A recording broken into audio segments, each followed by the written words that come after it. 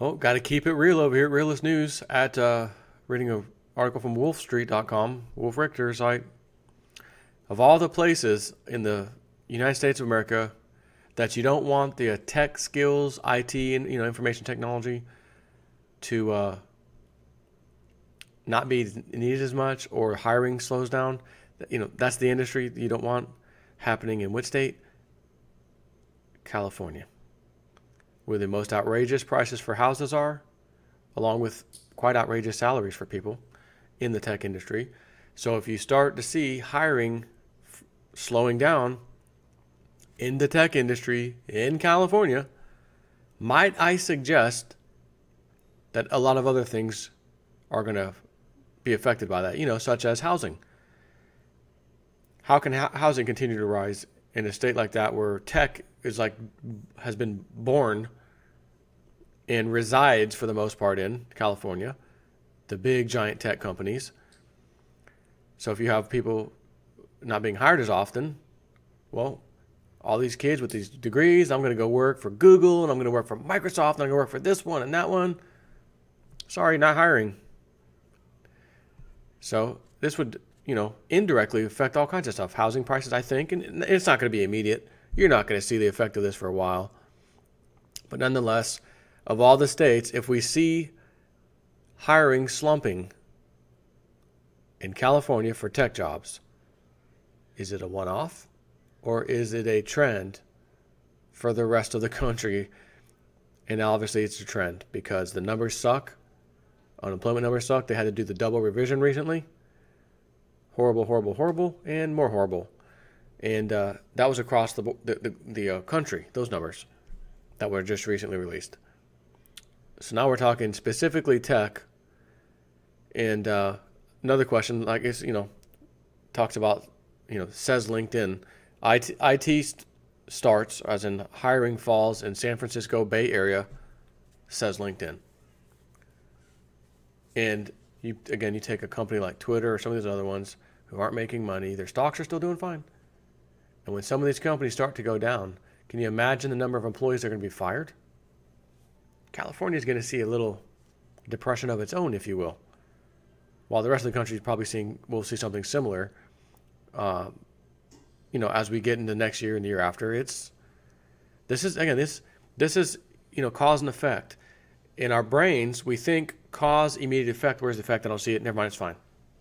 No, you could have a cause, an instance of something that happens. There's the cause, but the effect is a little ways out.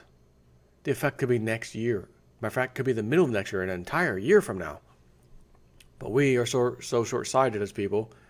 Issue comes up. Where's the effect? I don't see that. You're like, housing bubble too. No way. It's fine. Okay. Keep thinking that, but let's just see what kind of data we're looking at here first of all, right?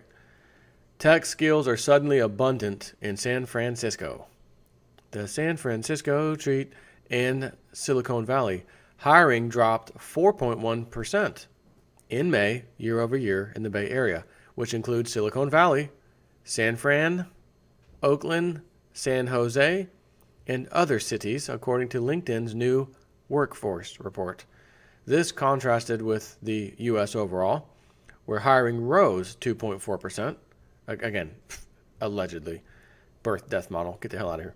The strongest month for hiring since June 2015, as the report put it. On a seasonally adjusted basis, this irons out large seasonal variations, such as the drop-off in December due to the holidays, or the surge over the summer due to seasonal work and student internships. Hiring plunged 11.1% in May from April. Whoa. This measure of hiring activity is based on the 138 million workers in the U.S. who have profiles on LinkedIn. That would be 86% of what is deemed to be the civilian labor force of 160 million people, and about 42% of the total U.S. population. So not everyone is part of this sample. It's a sample of people interested in other jobs and in making themselves visible to recruiters and companies. The data may be skewed in that direction and away from people who are not looking or who have skills that are not very marketable on LinkedIn. But it is a huge sample, and May's 4.1% year-over-year drop in hiring in the Bay Area So this is not a drop in employment, but a drop in hiring activity, which is significant. There's more.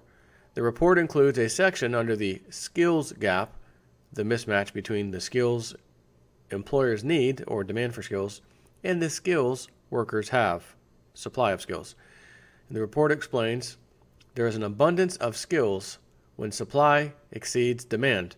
There is a scarcity of skills when demand exceeds supply. A city with a scarcity of skills needs more workers than certain skills or with certain skills, while a city with an abundance of skills has too many workers with certain skills. And the Bay Area has the largest mismatch of skills of any other area in the report, ahead of Washington, D.C., Austin, and Los Angeles. Below are the types of skills that are relatively abundant and those that are relatively scarce, with some surprising entries. So the most abundant skills in the Bay Area, programming, Perl, Python, and Ruby. Integrated circuit design, cloud and distributed computing, mobile development, as in mobile phone, software development, C and C++ programming skills, Java development, scripting languages, computer network and network administration, and web programming. So those are most abundant. You can find them everywhere, Bay Area. We used to hear a lot about the skills shortage for tech jobs in the Bay Area and how companies had to bring in people in large numbers and at a great expense from across the country and from other parts of the world like India. But that has apparently petered out. More data on that in a moment. LinkedIn data also shows that this level of abundance has been increasing consistently since February 2016. So based on this data, February 16 might have been the peak in tech job growth in the Bay Area. And here's the other end of the spectrum, or the scarce skills in the Bay Area. So again, if you're in the Bay Area looking for a job or thinking about, which I hate to say this, going to college, going to school to learn something, these might be what you might want to get into because there's a scarcity, not an abundance. And no, this doesn't necessarily mean all IT. So here we go. 10 things. Healthcare management. Sales. I'm sure a bunch of you want to go to high school, then college, 2-year, 4-year degree, maybe major, whatever. You major in something, get your, bachelor's, whatever. I'm sure you want to go into sales and pay back that student loan debt to be a salesperson. But nonetheless, that's needed. Education and teaching. Anyone want to become a teacher? Public school system? No? Okay. Purchasing and contract negotiations. Interesting. Here's one. Microsoft Windows Systems. But that's an interesting title. Microsoft Windows Systems. What does that mean? Programmer, developer? No. Database application? No. Networking administrator? No. It's just Microsoft Windows Systems. What the hell is that? Number 6, retail store operations. Now that I'm sure you want to get into. If you want to go to school right now and get into something great, get into retail sales operations. Oh, wait a minute. That's extremely contradictory from Jason 4, isn't it? Because I've spent the entire last 6 months now reporting to you, as soon as I get the data, on the retail store apocalypse. And you might have heard this one before. Another store bites the dust in at least probably 5 or 6 of my videos now. And that's my intro to another store, retail apocalypse bites the dust. So scarcity, scarce job, we need these people. Retail store operations. Listen, that might be on the list, but don't you dare get into that nonsense. Not when a retail apocalypse is taking place, only looking like it's going to get worse and worse and worse. Number 7, marketing event management. And by the way, as I read these, do any of these stand out as, well, I heard about that like a college course? No, maybe healthcare management. Yeah, okay. Teacher. Yeah, there's some. Purchasing and contract negotiations. Sales. Microsoft Windows Systems. Retail operations. That what you go to college for? Marketing event management. Here's one. IT infrastructure and system management. Now, there's a checkbox. 9, another one you might have heard of, nursing. Okay, we're getting somewhere. 10, crime prevention and security law. Don't know if a whole lot of people want to do that. Nonetheless, whatever, I got to report it. It's what the list of 10 says. So if young teachers, retail managers, and nurses cannot afford to live in the Bay Area, mostly due to ludicrous housing costs, without a long and costly commute, live out in the country for, I was going to say cheap or reasonable, but even out there it's pretty expensive price to live, to trek all the way through the horrible traffic, worse in the country, in California, to get to your job at the hospital or whatever, So, I did the video a little while back. It was this year. I think it was earlier, like maybe February, January, somewhere. And I think it was titled, get the hell out of California or something. Like, matter of fact, I just want to, just because I want to get the title right, you know what I mean? California, city of Compton, California. 16 reasons why you should not or shouldn't live in California. That was March 10th. That could have been it. And I think it was. California. 16 reasons why you should not live in California. Yeah. We'll make sure I knew what I was talking about. I knew I covered it. I'm trying to look out for my people. Get the hell out of there. Get the hell out of there. So if young teachers, retail managers, and nurses cannot afford to live in the Bay Area, mostly due to the ludicrous housing costs without a long and costly commute, they're going to go where they can afford to live. And unfortunately, a lot of them coming over here to Florida, causing our damn prices and housing to go up too. For example, San Francisco and other cities in the Bay Area have been grappling with an acute teacher shortage. This has all become part of the housing crisis, where Housing Bubble 2 is pushing out the middle class. It's exactly what's happening. That is exactly what's happening. Like I said, all the Chinese investment and other investment, not just the Chinese, going up to Toronto, different places in Canada actually, pumping it up over there, Miami, New York, certain parts of California, it's all over the place. All this hot money, laundered money, whatever, just we got to put it into these assets. We'll pay anything, we'll outbid war you, we just got to have it.